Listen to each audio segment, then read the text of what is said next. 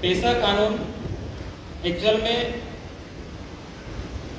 एक ऐसा कानून है जो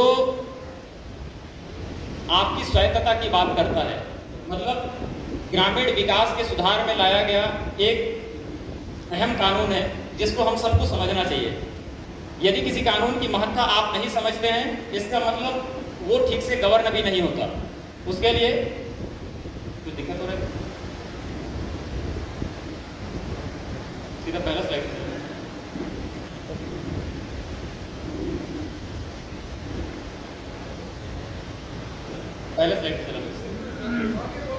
हाँ, तो पेशा को समझने के लिए मैं 2 कड़ी डालता हूं, जिसको स्लाइड में देख लीजिएगा। 90 के दशक में इस देश में 2 बड़े बदलाव हुए और उस 2 बड़े बदलाव को आपको समझना इसलिए जरूरी है क्योंकि तभी आप पेशा समझ पाएंगे। 1990 में एक उदारीकरण की नीति आई। उदारीकरण के नीति के चलते इस देश में अलग अलग एरियाओं के लिए अलग अलग नीति नियम और कानून हैं। उन कानूनों में शिथिलता लाते हुए जो कठोर कानून थे, उन कानूनों में शिथिलता लाते हुए, चाहे वो शिक्षा हो, स्वास्थ्य हो, रोजगार हो, चाहे उद्योग हो, धंधे हो, या पानी हो, बिजली हो, इन सारे चीजों में बहुत सारे कानूनी अड़चनें आती थी। उसको इस देश में उदारीकरण की नीति लाते हुए, उन कानूनों में संशोधन करते हुए उसको इधर लागू किया गया, जिसको हम उदारीकरण की नीति बोलते हैं। और मैं लास्ट में सम्मानीय मंच को यह भी बताना चाहूंगा कि वो उदारीकरण की नीति अभी वर्तमान स्थिति में क्या है। लेकिन एक दूसरा जो पक्ष है, हम दूसरे पक्ष की बात करेंगे। उसी 90 के दशक में इस देश में सत्ता के विकेंद्रीकरण को लाया गया और सत्ता के विकेंद्रीकरण को लाते हुए गांधी के सपनों का भारत। गांधी जी कहा करते थे कि यदि इस देश का विकास करना है तो ग्रामीण विकास से हो सकता है, और ग्रामीण विकास मतलब गांवों का देश। उनका यह मानना था उस समय कि एक केंद्र में रहकर सत्ता नहीं चलाई जा सकती। लेकिन जब संविधान बन रहा था और संविधान निर्मात्री सभाओं ने जब इस पर चर्चा किया, तो उसमें केवल आप संविधान पलट के देखेंगे तो केवल पंचायत के नाम पे केवल आर्टिकल 40 रखा गया, अनुच्छेद 40 में ही जगह दिया गया और सामान्य भाषा में लिख दिया गया कि जब भी राज्य सरकारें पंचायत का गठन करेंगी तो वह स्वायत्त शासन की इकाई के रूप में गठन किया जाएगा, आर्टिकल 40 में। तब पंचायतें, जिला पंचायतें, जनपद पंचायतों का नाम नहीं था पूरे संविधान में। लेकिन उसी को 1990 के दशक में सत्ता का विकेंद्रीकरण किया गया। और सत्ता का विकेंद्रीकरण को सामान्य भाषा में समझना, जो निर्णय संसद लेता है, जो निर्णय विधानसभा लेता है, सेम वही निर्णय आप भी लेंगे तो हमें कोई आपत्ति नहीं होगी। यह होता है सत्ता का विकेंद्रीकरण। और जब हम ऐसा कहते हैं तो इसका मतलब जितने विषय होते हैं तो उस विषय का भी बंटवारा किया गया। तो जैसे केंद्र की सरकार को केंद्र के विषय पे कानून बनाने का अधिकार है, तो संघ सूची वाले में केंद्र सरकार बनाती है कानून। वैसे ही राज्य विधानमंडल में, राज्य विधानसभा में जो राज्य के विषय सूची हैं, राज्य की सूची है, उस पर सारे कानून विधायिका बनाती है। वैसे ही जब कहा गया कि भाई सत्ता का हम विकेंद्रीकरण कर रहे हैं आज के समय में, तो आप जो निर्णय लेंगे हम स्वीकार करेंगे, ऐसा बोल देने मात्र से तो नहीं चलेगा। तो उसके लिए संविधान में संशोधन किया गया, 73वां संशोधन किया गया। और जैसे 5वीं अनुसूची सब लोग जानते हैं, कितने लोग सुने हैं 5वीं अनुसूची? हाथ खड़े करेंगे, सब लोग जानते हैं। अच्छा, कितने लोग जानते हैं 11वीं अनुसूची? नहीं जानते। अच्छा, 2-4 लोग सुने होंगे। तो जैसे 5वीं, 6वीं, 7वीं, 8वीं, 9वीं, 10वीं, 11वीं, तो एक संविधान में संशोधन करते हुए 11वीं अनुसूची लाया गया। और 11वीं अनुसूची में 1 से लेकर 29 विषय दिए गए, 1 से लेकर 29 विषय दिए गए। और उसमें शिक्षा है, स्वास्थ्य है, सड़क है, पानी है, बिजली है, आपके सामाजिक सुरक्षा है, आपके प्रौढ़ शिक्षा है, आपके उद्योग धंधे हैं, सड़क है, पानी है, नहर है, नाली है, वो सारे विषय, 29 विषय को बोला गया कि ये पंचायतों को हम देते हैं। पंचायत आप जैसा निर्णय लेंगे वही हमको मान्य होगा। मतलब आपको कहाँ चेक डैम बनाना है, कहाँ आपको सीसी रोड बनाना है, किसको पेंशन देना है, किसको इंदिरा आवास देना है, तय कौन करेगा? बोले आप लोग बैठ लें और आप लोग तय कर लें। ये मंशा है 73वां संशोधन, संविधान संशोधन का। और ऐसा 1992 में इस व्यवस्था को जब लागू किया जा रहा था तो उसमें त्रिस्तरीय पंचायत व्यवस्थाओं को जगह दी गई और पहली मर्तबा पूरे स्वतंत्र भारत में पहली मर्तबा ग्राम सभा को एक संवैधानिक दर्जा दिया गया। मतलब संविधान में लिखा गया उस शब्द, उसके पहले ग्राम सभा नहीं था। 243 का देखेंगे तो उसकी परिभाषा दिया गया है ग्राम सभा का। और कहा गया कि सबसे नीचे में पंचायत रहेंगी, उसके ऊपर में जनपद पंचायत, उसके ऊपर में जिला पंचायत। और यह जो त्रिस्तरीय पंचायत व्यवस्था है वो 29 विषय, मतलब 11वीं अनुसूची में जितना सूची दिया गया है उस पर यही लोग निर्णय लेंगे, ऐसा व्यवस्था दिया गया। और जब संसद में यह चर्चा चल रहा था तब लोकसभा में जितने लोग भी पेशा के ड्राफ्टिंग में रहे होंगे, उसके पहले 73वां संशोधन जब संशोधन हो रहा था तब यह देखा गया कि ये जो त्रिस्तरीय पंचायत व्यवस्था है वो 5वीं अनुसूची क्षेत्रों में लागू नहीं होगी। मैं सम्मानीय मंच से को थोड़ा से अवगत कराना चाहता हूं कि पेशा क्या है, उसी को हमको समझना है। भाई संविधान ने कहा कि त्रिस्तरीय पंचायत व्यवस्था होगी जो पूरे देश में लागू होगी, लेकिन 5वीं अनुसूची क्षेत्र में लागू नहीं होगी। ये कहां लिखा है? संविधान में लिखा है। इस बात को हमको समझना है। इसका मतलब इस क्षेत्र में जनपद सदस्य नहीं होंगे, जिला पंचायत सदस्य नहीं होंगे और सरपंच भी नहीं होंगे, ऐसा संविधान में लिख दिया गया 243 ड में। इसको मैं इस हिसाब से कह रहा हूं कि जैसे नगर पंचायत, नगर पालिकाएं, नगर निगम 5वीं अनुसूची क्षेत्र के लिए आज तक कानून नहीं बना है, वैसे ही संविधान ने भी रोक लगा दिया। लेकिन गलती से उस समय सरपंच बना लिए गए 1993 में, तब मध्य प्रदेश का जमाना था, हड़बड़ी में सारे जगह सरपंच बने और सरपंच बनते बनते अभी तेलंगाना है, उस समय महाराष्ट्र और आंध्रा के लोग सुप्रीम कोर्ट चले गए और उन्होंने कहा कि ये जो मचांदूर से लेके, मैं उदाहरण दे रहा हूँ, मचांदूर मतलब चारामा का एरिया और कोंटा बोले से जहां अपना 5वीं अनुसूची लास्ट होता है, तो उन्होंने कहा कि क्या कोंटा से लेके मचांदूर तक का कोई त्रिस्तरीय पंचायत व्यवस्था नहीं हो सकता था, आप गलत कर दिए। कोर्ट ने कहा कि ये गलत व्यवस्थाओं को कैसे सुधारा जा सकता है, पेशा को आपको समझना है। तब उस समय शासन में बैठे लोग ये सोचे कि ये तो गलत हो गया, अब इसको कैसे सुधारा जा सकता है। तो उस समय एक भूरिया कमेटी, आप सभी लोग सुने होंगे, भूरिया कमेटी सुने कि नहीं सुने? लगभग सभी जानते हैं। तो 22 सदस्यों की एक भूरिया कमेटी सदस्यों का डिजाइन हुआ और उसमें भूरिया की अध्यक्षता में 1 साल के अंदर में उनको अनुशंसा लाने कहा गया। क्यों? क्योंकि ये जो स्वायत्त शासन की इकाई जिसको हमको बनाना है वो इस व्यवस्था में नहीं हो सकता। लेकिन क्या 5वीं अनुसूची क्षेत्र वालों को 11वीं अनुसूची नहीं चाहिए? चाहिए, बिल्कुल चाहिए। लेकिन संविधान ने तो रोक दिया। तब क्या पानी, बिजली, शिक्षा, स्वास्थ्य आपको नहीं चाहिए? तो आपको चाहिए। तो इनको चाहिए, तो उसके लिए भूरिया कमेटी ने एक अनुशंसा दिया। और अनुशंसा किसके लिए दिया बोलने से आगे के स्लाइड में है, वो अपवाद और रूपांतरण की सूची बनाता है भूरिया कमेटी।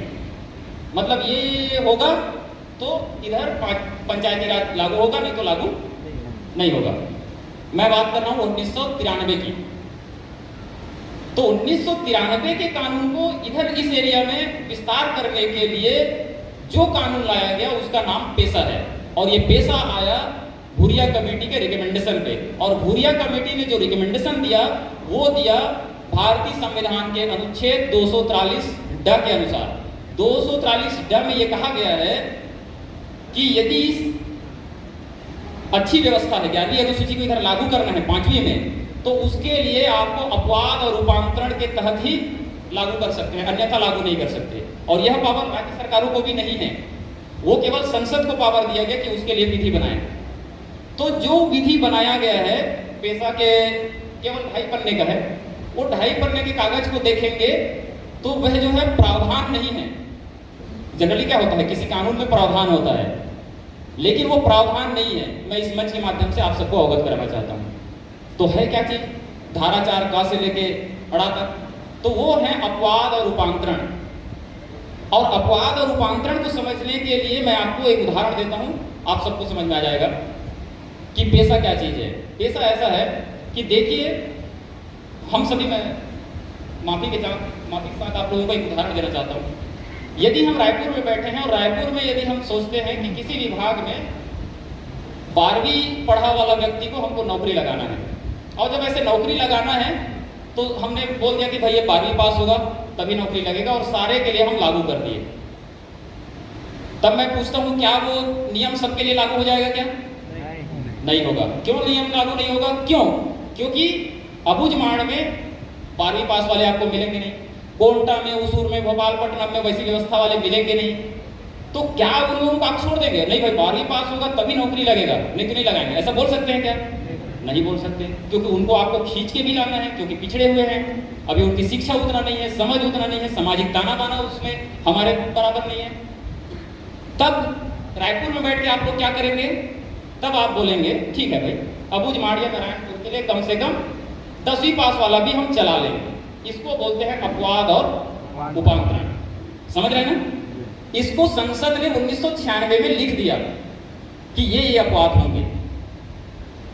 अब इसका मतलब ये हुआ कि इनका जो अपवाद है वो क्या क्या है, थोड़ा पढ़ ले तो अच्छा रहेगा। इनके अपवाद और रूपांतरण ऐसे हैं कि धारा का से लेकर आड़ा तक है, मैं ज्यादा नहीं जाऊंगा, मैं पढ़ देता हूं जैसा लिखा है वैसे। पंचायतों से संबंधित संविधान के भाग 9 के उपबंध का कोई अपवाद और रूपांतरण के अधीन रहते हुए धारा 4 के अनुसार ही विस्तार होगा।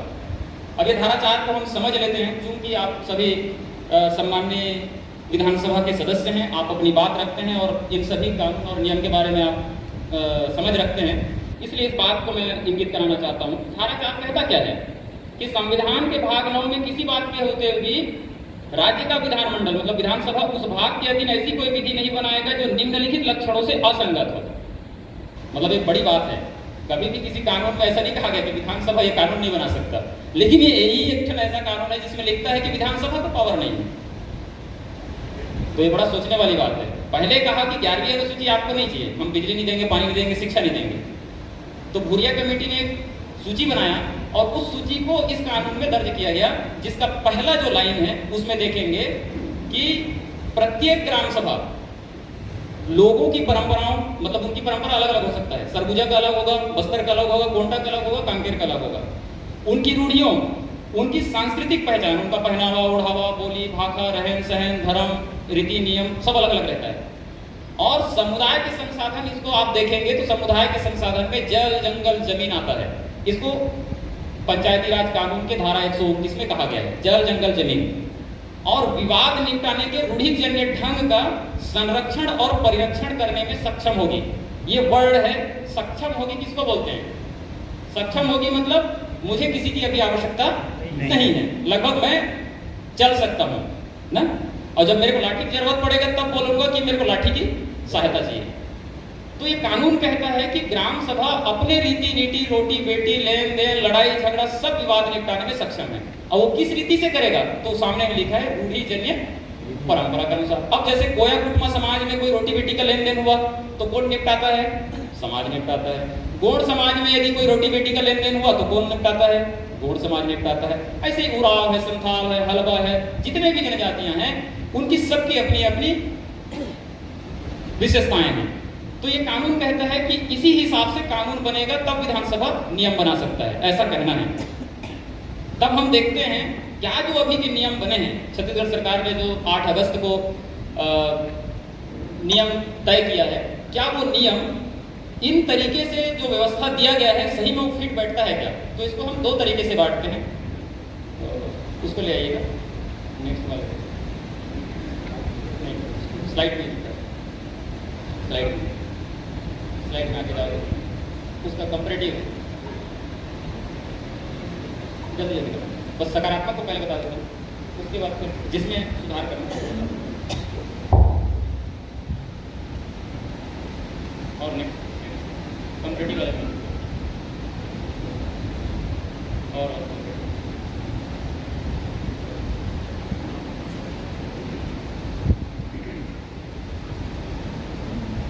ठीक है।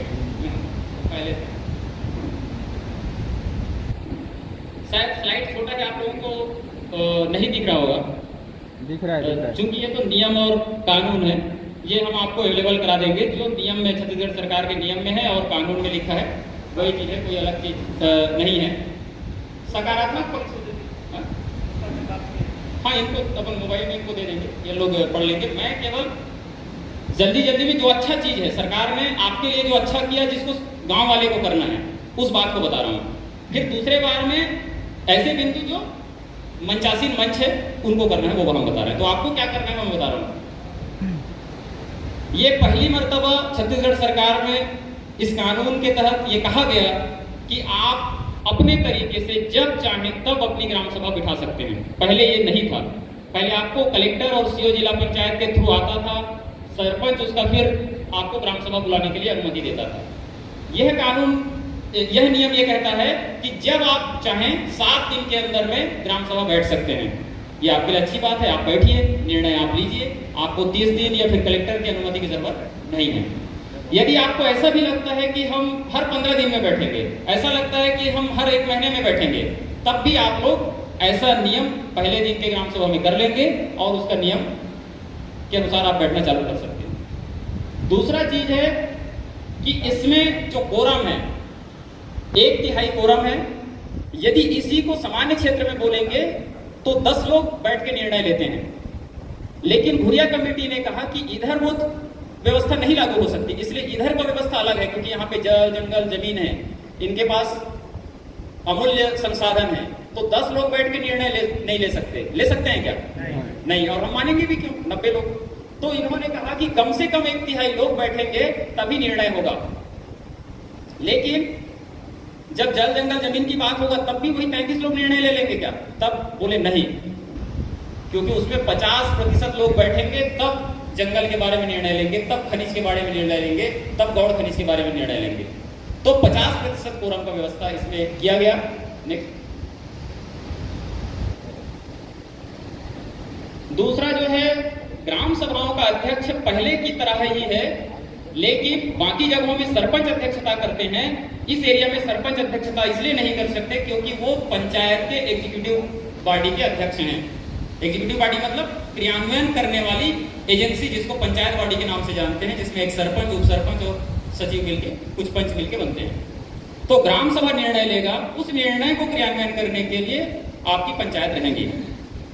जब ग्राम सभा होगा उस समय अध्यक्षता कौन करेगा?